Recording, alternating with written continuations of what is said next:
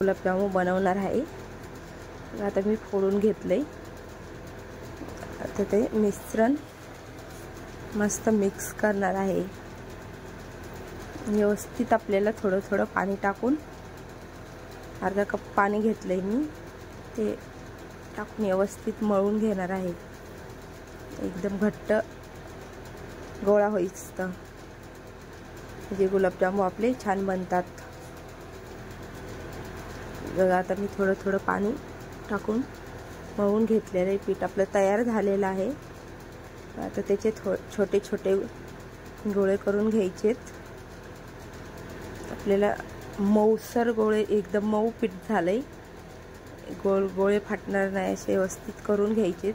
हे तेलात तळल्यावर ते व्यवस्थित तळले जातात, त्यामुळे हाताने बघा गोल मी करून घेत आहे। असे आपल्याला सगळे गोळे व्यवस्थित करून घ्यायचे आहेत। बघा आपला गुलाबजामुन मस्त तयार झालेला आहे। असे सर्व गोळे मी एक एक एक एक करून घेत आहे। जास्त मोठ्या आकाराचे नाही, मीडियम आकाराचेच करायला घेतले आहेत मी। त्यासाठी आपल्याला सर्व करून घ्यायचे आणि नंतर बघा दुसरा पण तयार केला आहे। आकार पण छोटा छोटाच दिलाय। सर्व माझे गोळे तयार करून झालीत। आता मी कढई ठेवत आहे। मी तेल टाकून घेत आहे। तेल आपल्याला गरम करायचंय मस्त कडकडीत। अजून जरा जास्त तेल घेतलंय मी। आता सर्व गुलाबजामुन टाकून घेत आहे तळण्यासाठी। कमी गॅसवर, स्लो गॅसवर आपल्याला गोळे सोनेरी मंद आचेवर तळून घ्यायचे आहेत, म्हणजे व्यवस्थित तळले जातात।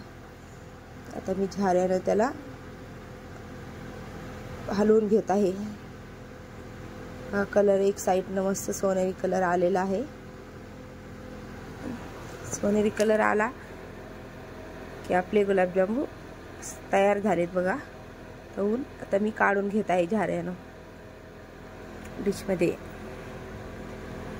आणि त्यास तेल अजिबात नाही, डिश मध्ये मी काढून घेतले आहेत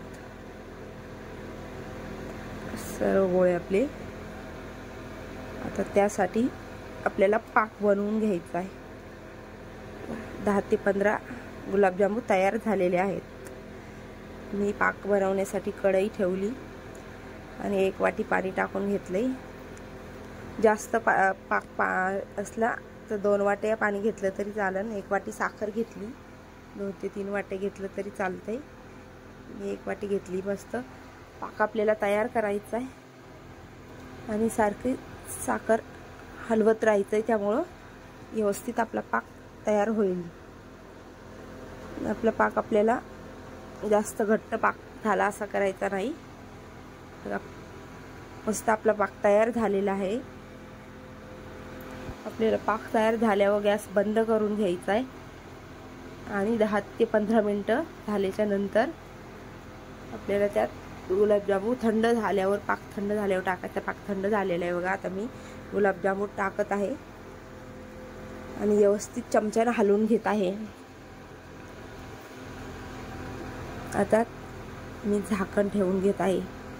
2 तासासाठी आपल्याला मस्त गुलाबजामुन पाकात ठेवायचे, म्हणजे मस्त मुरतात बघा। आपला गुलाबजामुन तयार झालेले आहेत। आता मी चमच्याने बघा आपले झटपट होणारे गुलाबजामुन तयार झालेत। आता मी वाटीमध्ये काढून घेत आहे। बघा एक कलर पण एकदम मस्त आला आणि दिसायला तोंडाला पाणी सुटले असं। व्हिडिओ आवडला असेल तर लाईक, शेअर, सबस्क्राईब करा, कमेंट करा।